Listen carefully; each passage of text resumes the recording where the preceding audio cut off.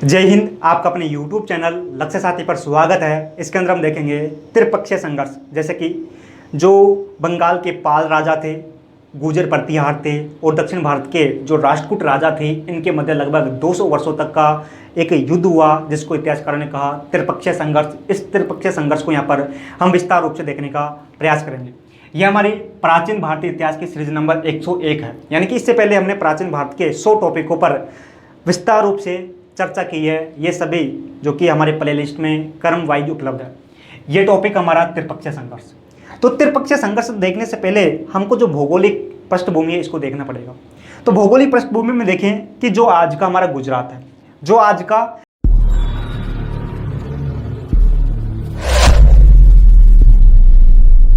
हमारा गुजरात है, इसी के साथ जो वर्तमान भारत का राजस्थान है और कुछ इलाका मध्य प्रदेश का, इस क्षेत्र पर एक राजवंश हुआ करता था जिसका नाम था गुर्जर प्रतिहार। यहाँ पर इस क्षेत्र में गुर्जर प्रतिहार राजवंश हुआ करता था। इसी के साथ जो आज का बंगाल है जिसके अंदर कुछ इलाका बांग्लादेश का और वर्तमान में जो पश्चिम बंगाल है, इसी के साथ कुछ इलाका बिहार का, ये वाला इलाका था। यहाँ पर जो कि राजा हुआ करते थे पाल राजा हुआ करते थे। इसी के साथ जो ये दक्षिण भारत है, दक्षिण भारत में आज का कहें कि दक्कन के पठार वाला क्षेत्र, जैसे कि महाराष्ट्र कर्नाटक वाले क्षेत्र, इस क्षेत्र पर जो कि राष्ट्रकूट राजा शासन कर रहे थे, है ना, राष्ट्रकूट राजा शासन कर रहे थे। लेकिन क्या होता है कि इस समय एक कन्नौज, जो कि आज का उत्तर प्रदेश है, उत्तर प्रदेश के अंदर कन्नौज होता है। इस कन्नौज जो एक राज्य क्षेत्र होता है, इस कन्नौज पर अधिकार करने के लिए ये गुर्जर प्रतिहार भी चाहते हैं कि कन्नौज गुर्जर प्रतिहारों के अधीन हो। इधर से ये पाल राजा चाहते हैं कि ये कन्नौज जो कि इन पालों के अधीन हो। इधर से जो ये राष्ट्रकूट राजा है, ये राष्ट्रकूट राजा चाहते हैं कि ये जो कन्नौज है, कन्नौज पर राष्ट्रकूट राजाओं का शासन हो। इस चक्कर में जो ये पाल गुर्जर प्रतिहार, इसी के साथ राष्ट्रकूट है, इन राजाओं के मध्य आपस में भयानक युद्ध हुए, जिसको इतिहासकारों ने कहा त्रिपक्षीय संघर्ष, है ना। त्रिपक्षीय संघर्ष में गुर्जर प्रतिहार पाल राष्ट्रकूट राजाओं के मध्य हुआ। ये जो कि कन्नौज पर अधिकार को लेकर ये युद्ध हुआ था। ये युद्ध लगभग कहें कि 200 वर्षों तक चला और इस युद्ध में अंत में जीत गुर्जर प्रतिहारों की होती है। इस युद्ध में गुर्जर प्रतिहारों की होती है। अब जो ये कन्नौज आखिर ये कन्नौज के लिए लड़ रहे हैं, ये सभी कन्नौज के लिए लड़ रहे हैं। इधर से गुर्जर प्रतिहार कन्नौज के लिए लड़ रहा है, इधर से पाल राजा कन्नौज के लिए लड़ रहे हैं, इधर से ये राष्ट्रकूट राजा कन्नौज के लिए लड़ रहे हैं। आखिर इस कन्नौज में ऐसा क्या था? आखिर इस कन्नौज के लिए ये क्यों लड़ रहे थे? तो इसके लिए कहा जाता है कि भाई जहाँ पर पावर होगी, जहाँ पर सत्ता होगी, जहाँ पर ताकत होगी, है ना, सामान्य रूप से देखें तो इसका एक ऐतिहासिक पृष्ठभूमि में देखें कि जैसे कि इतिहास के अंदर जैसे मौर्य वंश है, पाटलिपुत्र जो आज का बिहार है, इस बिहार के अंदर एक क्षेत्र था जिसका वर्तमान नाम पटना है, जिसको पहले पाटलिपुत्र के नाम से जाना जाता था। बिहार के अंदर आज का जो पटना है, इसको पहले पाटलिपुत्र के नाम से जाना जाता था। अब जो ये पाटलिपुत्र है ना, ये पाटलिपुत्र बहुत प्राचीन समय से, जैसे कि अजातशत्रु, बिंबिसार, गुप्त, जो कि कहें कि धनानंद या कहें कि जो नंद वंश था, इसी के साथ मौर्य वंश जैसे कि चंद्रगुप्त मौर्य, सम्राट अशोक, इसके बाद में शुंग वंश, यानी कि लंबे समय तक जो ये पाटलिपुत्र था, ये पाटलिपुत्र राजनीतिक केंद्र बना हुआ था, जिसके कारण यहाँ पर अर्थव्यवस्था ठीक ठाक थी। यानी कि ये केंद्र प्राचीन भारत में जो आज का पाटलिपुत्र है, ये पाटलिपुत्र प्राचीन भारत में राजनीतिक, आर्थिक, सामाजिक केंद्र बना हुआ था इसको, है ना, पहले। लेकिन क्या होता है कि बाद में धीरे धीरे जैसे टाइम गुजरता है तो इस पाटलिपुत्र का महत्व कम होने लगता है। धीरे धीरे पाटलिपुत्र का महत्व कम होने लगता है और अन्य जो क्षेत्र थे उन क्षेत्रों के अंदर राजनीतिक महत्व बढ़ने लगता है, या कहें कि आर्थिक महत्व बढ़ने लगता है। जैसे आर्थिक महत्व अन्य क्षेत्रों में बढ़ता है तो पाटलिपुत्र का महत्व कम होने लगता है। उसमें से जो सबसे प्रमुख जो कि कन्नौज था। अब एक कन्नौज जो कि गुप्तोत्तर काल यानी कि जो गुप्त राजाओं के बाद का जो समय आता है, जिसको इतिहासकारों ने कहा गुप्तोत्तर काल, जो लगभग 550 ईस्वी से लेकर 750 ईस्वी के मध्य के टाइम पीरियड को माना जाता है। तो जो गुप्तोत्तर काल है, इस गुप्तोत्तर काल में जो कन्नौज है, इस कन्नौज की जो राजनीतिक महत्व बहुत अधिक बढ़ा। राजनीतिक महत्व इस कन्नौज का बहुत अधिक बढ़ा। अब एक कन्नौज का राजनीतिक महत्व बढ़ने का कारण क्या था कि जो इधर से व्यापारी आते थे, इधर से व्यापारी आते थे, तो पहले केंद्र हुआ करता था आज का पाटलिपुत्र, आज ये कहेंगे पटना, पाटलिपुत्र केंद्र हुआ करता था। लेकिन धीरे धीरे पाटलिपुत्र का महत्व कम होने लगा और जो व्यापारिक संबंध इस कन्नौज के साथ मजबूत होने लगे। जैसे इसके साथ व्यापारिक संबंध मजबूत हुए तो इस क्षेत्र में अर्थव्यवस्था मजबूत होने लगी। जैसे ही किस क्षेत्र में अर्थव्यवस्था मजबूत होती है तो वहाँ की जो राजनीतिक सत्ता भी मजबूत होती है। राजनीतिक सत्ता जैसे ही मजबूत होगी तो यहाँ का प्रशासन भी मजबूत होगा। प्रशासन के साथ यहाँ पर सामाजिक विकास भी होगा। सामाजिक विकास के अंदर सांस्कृतिक विकास भी होगा। यानी कि जहाँ पर अर्थव्यवस्था संबंधित विकास होगा तो वहाँ पर सभी प्रकार के विकास देखे जाएंगे। तो यहाँ पर जो ये व्यापारी आते थे, पहले यहाँ पर जाते थे, लेकिन ये केंद्र बनकर उभरा, जिसके कारण क्या हुआ कि ये व्यापार यहीं तक सीमित हो गया, जिसके कारण जो कन्नौज है, कन्नौज उभर कर उठा। कहने का मतलब हमारा सीधा सीधा यह है, चाहे वो कारण कोई से भी हो, इस कन्नौज का आर्थिक राजनीतिक महत्व था। राजनीतिक आर्थिक महत्व था। इस राजनीतिक आर्थिक महत्व को पाने के लिए इधर से पाल राजा, इधर से राष्ट्रकूट राजा, इधर से गुर्जर प्रतिहार चाहते थे कि इस आर्थिक महत्व वाले या कहीं राजनीतिक महत्व वाले यदि इस क्षेत्र पर कब्जा कर लिया जाता है तो उसका कहें कि सामरिक विकास होगा। मान लो कि यदि यहाँ पर गुर्जर प्रतिहार, इसको कन्नौज गुर्जर प्रतिहारों का अधीन होता तो ये इधर से यहाँ पर पालों पर भी आक्रमण करके पालों पर अधीन कर सकता था। या कहें कि इधर से यदि ये कन्नौज इन राजाओं के अधीन होता तो ये इस पर दोनों पर नियंत्रण रख सकते थे, है ना। तो ये कहें कि कन्नौज का एक बड़ा महत्व था। जो कन्नौज आज के उत्तर प्रदेश के अंदर, इसका बड़ा सामरिक या कहें कि बहुत अधिक राजनीतिक, आर्थिक और सामरिक महत्व होने के कारण इन राजाओं ने चाहा कि इस पर आक्रमण किया जाए, है ना। तो इसके बाद में क्या हुआ कि हर्षवर्धन, यानी कि गुप्तों के बाद में हर्षवर्धन, तो हर्षवर्धन एक शासक होता है बहुत ताकतवर। हर्षवर्धन की जो पहली राजधानी आज का जो हरियाणा है, इस हरियाणा के अंदर एक स्थान है जिसका नाम है थानेश्वर। ये थानेश्वर इस हर्षवर्धन की राजधानी हुआ करती थी। लेकिन बाद में हर्षवर्धन ने अपनी राजधानी बदलकर जो आज के उत्तर प्रदेश के अंदर जो कन्नौज है, इस कन्नौज को अपनी राजधानी बनाई। कन्नौज को राजधानी बनाने के बाद में उस हर्षवर्धन ने अपने साम्राज्य का विस्तार किया, जिसके कारण क्या हुआ कि कन्नौज जो कि इसका महत्व बढ़ा। लेकिन अब धीरे धीरे क्या होता है कि जो हर्षवर्धन की मृत्यु हो जाती है। हर्षवर्धन की मृत्यु होने के बाद में हर्षवर्धन के जो उत्तराधिकारी थे, उत्तराधिकारी कमजोर होते हैं। हर्षवर्धन की जैसे ही मृत्यु होती है तो इसकी मृत्यु के बाद में जो हर्षवर्धन के उत्तराधिकारी थे वो कमजोर हुए, है ना। आखिर में जाकर यहाँ पर एक वंश का स्थापित हो जाता है जिसका नाम था आयुध वंश। तो जो ये त्रिपक्षीय संघर्ष हुआ, इस त्रिपक्षीय संघर्ष के समय जिस कन्नौज पर शासन कर रहा था उस वंश का नाम था आयुध वंश शासन कर रहा था। अब आयुध वंश जब शासन कर रहा था तो क्या हुआ कि आयुध वंश के दो उत्तराधिकारी ने दावा किया कि इस पर, यानी कि इस वंश के दो उत्तराधिकारी थे, उन्होंने कहा कि ये क्षेत्र हमारे अधिकार में हो। और ये मतलब इस वंश के दो लोगों ने कहा अपने साम्राज्य पाने के चक्कर में, है ना, दो उत्तराधिकारी बने। अब दो उत्तराधिकारी एक तो थे जैसे कि चक्रयुद्ध एक उत्तराधिकारी था। ये चक्रयुद्ध चक्रयुद्ध चाहता था कि उसका कन्नौज पर अधिकार हो।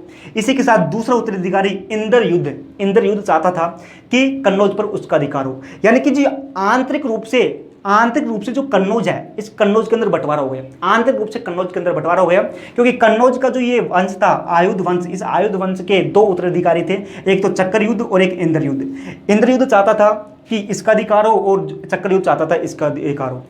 इसका अब जो चक्रयुद्ध है, इस चक्रयुद्ध को ये पाल राजा भी बनाना चाहते थे, यदि, है ना। इसलिए इन पाल राजाओं ने चक्कर युद्ध का सहयोग किया, क्योंकि जब यहाँ पर चक्कर युद्ध यदि राजा बनता है तो कहीं ना कहीं इन पाल राजाओं का नियंत्रण भी इस कन्नौज पर होगा। इसी के साथ जो गुर्जर प्रतिहार है, एक गुर्जर प्रतिहार चाहते हैं कि जो ये इंद्रयुद्ध इस कन्नौज का शासक बने ताकि ये कन्नौज पर इन गुर्जर प्रतिहारों का शासन हो। लेकिन ये दोनों चक्कर युद्ध और इंद्रयुद्ध तो सोच रहे थे कि ये हमारा सहयोग कर रहे हैं, लेकिन आंतरिक रूप से ये इस कन्नौज पर इधर से पाल राजा अधिकार करना चाहते थे और इधर से गुर्जर प्रतिहार राजा अधिकार करना चाहते थे। ये इन दोनों को समझ में नहीं आ रहा था। यानी कि कहने का मतलब है इन दोनों की जो फूट मची, इस फूट का फायदा इधर से गुर्जर प्रतिहार उठाना चाहते थे और इधर से पाल राजा उठाना चाहते थे, है ना। मकसद था कि गुर्जर प्रतिहार इसका पर अधिकार कर ले और इधर से ये अधिकार कर ले, है ना। इसी के साथ अब त्रिपक्षीय जो संघर्ष हुआ, अब त्रिपक्षीय संघर्ष लगभग 200 वर्षों तक चला। तो ये मुख्य रूप से पांच जो चरणों में ये युद्ध हुआ, 5 चरणों में वो युद्ध हुआ। तो 5 चरण कौन कौन से हैं तो देखें, तो जो 200 वर्षों का युद्ध हुआ ये 5 चरण में हुआ। पहले चरण में क्या हुआ, 5 चरण में वो युद्ध हुआ। तो 5 चरणों में जो पहला चरण था, इस पहले चरण में क्या हुआ कि जो पहले चरण में तीनों महाशक्तियां भाग लेती है। इधर से पहले चरण में ये गुर्जर प्रतिहार भी भाग लेते हैं, इधर से पाल राजा भी भाग लेते हैं और इधर से राष्ट्रकूट राजा भी भाग लेते हैं। यानी तीनों जो शासक है ये भाग लेते हैं। अब क्या होता है कि जो पहला चरण है, इस पहला चरण में जो पाल शासक है, पहले चरण में क्या होता है, पहले चरण में जो ये पाल राजा जिसका नाम था धर्मपाल। एक पाल राजा होता है जिसका नाम धर्मपाल था। ये धर्मपाल कन्नौज पर आक्रमण करता है। आक्रमण करके ये धर्मपाल कन्नौज पर अपना अधिकार स्थापित कर लेता है। करने के बाद में इधर से ये गुर्जर प्रतिहार अब इस पर आक्रमण करते हैं और गुर्जर प्रतिहार आक्रमण करके है ना, धर्मपाल आक्रमण करके अधिकार कर लेता है। फिर प्रतिहार एक राजा था, यानी कि गुर्जर प्रतिहार एक राजा था जिसका नाम था वत्सराज। एक राजा गुर्जर प्रतिहार राजा था जिसका नाम वत्सराज।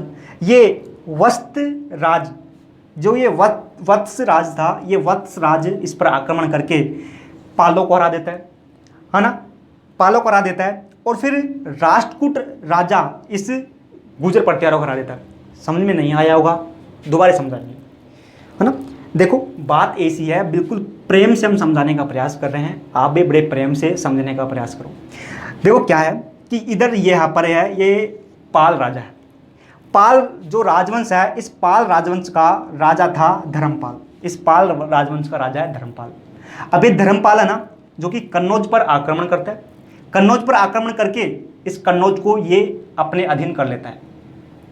जब इसकी सूचना इस गुर्जर प्रतिहारों को मिलती है तो गुर्जर प्रतिहार इस जो धर्मपाल है, गुर्जर प्रतिहार का एक शासक था जिसका नाम वत्सराज। गुर्जर प्रतिहार का शासक वत्सराज इस धर्मपाल पर आक्रमण करता है और धर्मपाल पर आक्रमण करके कन्नौज को धर्मपाल को हरा देता है। जैसे ये जानकारी इसको मिलती है इधर से राष्ट्रकूटों को, तो राष्ट्रकूट जो ये गुर्जर प्रतिहार राजा वत्सराज था, इस वत्सराज पर आक्रमण करके इस वत्सराज को हरा देता है। आखिर में चलकर जो कि कन्नौज पर अधिकार, इस पहले जो चरण है, इस पहले चरण में राष्ट्रकूटों का अधिकार हो जाता है। देखो इधर से पाल राजा ने आक्रमण किया और कन्नौज पर अधिकार कर लिया। अधिकार होने के बाद में गुर्जर प्रतिहारों ने इस पर आक्रमण किया और गुर्जर प्रतिहारों ने अधिकार कर लिया। गुर्जर प्रतिहारों अधिकार के बाद में इधर से राजपूत राजाओं ने आक्रमण किया और राजपूत राजाओं ने अधिकार कर लिया। पहले, दूसरे और तीसरे, आखिर में जाकर इस चरण में जो कि राजपूत राजा जीत गए। अब भाई ये अब दूसरा चरण कुछ समय गुजरता है, जो गुजरने के बाद में अब दूसरा चरण आरंभ होता है। अब इस दूसरे चरण में क्या होता है कि अब ये राजपूत राजाओं का इस पर अधिकार था, लेकिन धीरे धीरे राजपूत राजा क्या होता है, कमजोर होते हैं। कमजोर होने के बाद में अब जो दूसरा चरण है, इस दूसरे चरण में केवल जो गुर्जर प्रतिहार है, गुर्जर प्रतिहार दूसरे चरण में दूसरे युद्ध में भाग लेते हैं। इसी के साथ जो पाल शासक थे, ये पाल शासक है, दूसरे चरण में भाग लेते हैं। अब दूसरे चरण में जो प्रतिहार और पाल दोनों संघर्षरत रहते हैं, यानी कि युद्ध में शामिल रहते हैं, संघर्ष में शामिल रहते हैं। अब दूसरे चरण में क्या होता है कि जो पाल शासक है, देखो पहले पाल शासक है जिसका नाम था धर्मपाल। पाल शासक धर्मपाल था। इस पाल शासक धर्मपाल ने फिर से ये पाल शासक धर्मपाल कन्नौज पर आक्रमण करता है और कन्नौज को अपने अधिकार में ले लेता है। अधिकार क्षेत्र में लेने के बाद में एक गुर्जर प्रतिहार शासक होता है जिसका नाम है नागभट्ट। नागभट्ट इस पर आक्रमण करता है और नागभट्ट इस कन्नौज को अपने अधिकार क्षेत्र में ले लेता है, है ना, ले लेता है। अब इस दूसरे चरण में जीत हुई गुर्जर प्रत्यारों की। अब ये कन्नौज है जो कि गुर्जर प्रत्यारों के अंडर में आ जाता है। अब इसके बाद में कुछ समय गुजरता है और तीसरा तरते चरण इसका आरंभ होता है। अब तरते चरण में क्या होता है, अब तरते चरण में जो ये कमजोर हो गई थी ये वह फिर से शक्तिशाली होकर उभरती है। और अब तीसरे चरण में पाल, राष्ट्रकूट और गुर्जर प्रत्यार ये तीनों महाशक्तियां युद्ध में भाग लेती है, तीनों महाशक्तियां युद्ध में भाग लेती है या कहीं की संघर्षरत रहती है। अब इसमें क्या होता है कि जो राष्ट्रकूट है, जो ये राष्ट्रकूट राजा थे, ये राष्ट्रकूट राजा यहाँ पर मालवा पड़ता है, ये मालवा मध्य प्रदेश का इलाका है।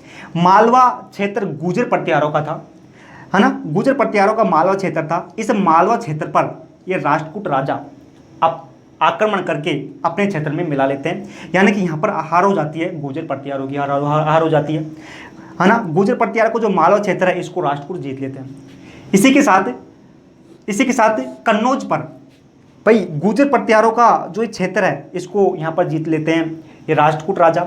इसी के साथ जो इस समय प्रत्यारों का कन्नौज पर अधिकार होता था, लेकिन अब इस कन्नौज पर यहाँ इधर से पाल राजा आक्रमण करके इस कन्नौज को ये अपने अधिकार क्षेत्र में ले लेते हैं, है ना। तो अब यहाँ पर अधिकार हो गया पाल राजाओं का कन्नौज पर। अब फिर से तीसरा चरण समाप्त होने के बाद में कुछ समय गुजरता है और चौथा चरण आरंभ होता है। अब इस चौथे चरण में क्या होता है, चौथे चरण में होता है कि जो चौथा चरण है ना, ये चौथा चरण के अंदर पाल राजा और प्रत्यार राजाओं के बीच में संघर्ष होता है। चौथे चरण में पाल राजा और ये प्रत्यार राजा है इनके मध्य संघर्ष होता है। इसके अंदर क्या होता है कि कन्नौज पर फिर से ये गुर्जर प्रत्यार अपना अधिकार स्थापित कर लेते हैं।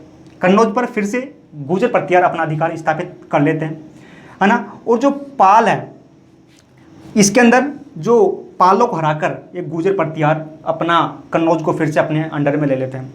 अब ये चतुर्थ जो चरण ये समाप्त हो जाता है। फिर पांचवा चरण ये अंतिम चरण है। इस अंतिम चरण में क्या होता है, ये अंतिम चरण जो कि प्रतिहारों और राष्ट्रकूटों के मध्य होता है, क्योंकि जो ये पाल राजा है, पाल राजा धीरे धीरे कमजोर हो जाते हैं, है ना, कमजोर, इनकी शक्ति कम हो जाती है। तो जो पांचवा चरण है, ये पांचवा चरण राष्ट्र प्रतिहारों यानी गुर्जर प्रतिहारों और जो राष्ट्रकूट राजा है इन राष्ट्रकूट राजाओं के मध्य होता है।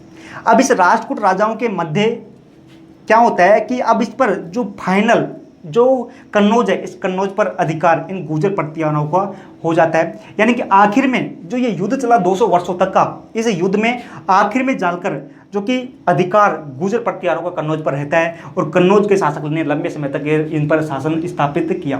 कहने का मतलब है कि इस युद्ध में ये युद्ध आरंभ हुआ था, इस युद्ध में आखिर में जाकर कन्नौज पर अधिकार ये स्थायी जो गुर्जर प्रत्यार है, गुर्जर प्रत्यार इस त्रिपक्षीय संघर्ष में जो कि विजय रहता है। अनेक बार जो कि सिविल सर्विस की एग्जाम में पूछा गया है या कहेंगे स्टेट पीसीएस के एग्जाम के अंदर भी देखने को हमको मिला है कि त्रिपक्षीय संघर्ष में विजेता कौन रहे, तो हमारा सीधा सीधा आंसर हो जाएगा गुर्जर प्रत्यार। तो जो हमने देखने का प्रयास किया है सभी ऑथेंटिक जानकारी है और यूपीएससी लेवल की बुकों के साथ आपको ये तैयार किया गया है। जो हमने जानकारी दी अन्य संस्थाओं में आपको यही जानकारी 2 से 3 घंटा में दी जाएगी, है ना। इसी के साथ ये सभी नोट्स के रूप में इस वीडियो के डिस्क्रिप्शन में टेलीग्राम चैनल के लिंक पर मिल जाएंगे। पसीने आ रहे हैं लेकिन कोई दिक्कत नहीं है, जिसका पसीना बहेगा वही तो कुछ करेगा। देखो हमको दिक्कत नहीं है, हमको दिक्कत कुछ भी नहीं है ना।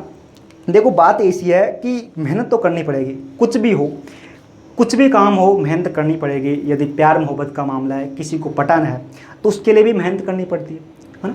किसी को इम्प्रेस करना है उसके लिए मेहनत करनी पड़ती है।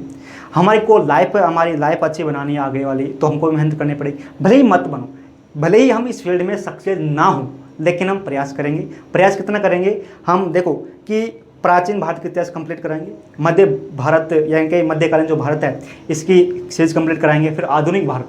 कहने का मतलब है कि आपको हिस्ट्री, पॉलिटिकल, ज्योग्राफी इनसे संबंधित यहाँ पर सभी जानकारी मिलेगी, है ना। फिर मिलते हैं, जय हिंद। आपको अगले वीडियो में मिलेंगे। इसके अंदर हम देखेंगे, क्या देखेंगे, जैसे कि चहमान परमार राजवंश बचे हुए हैं, है ना, चहमान राजवंश बचा हुआ है, गढ़वाल राजवंश बचा हुआ है। फिर मिलते हैं, जय हिंद।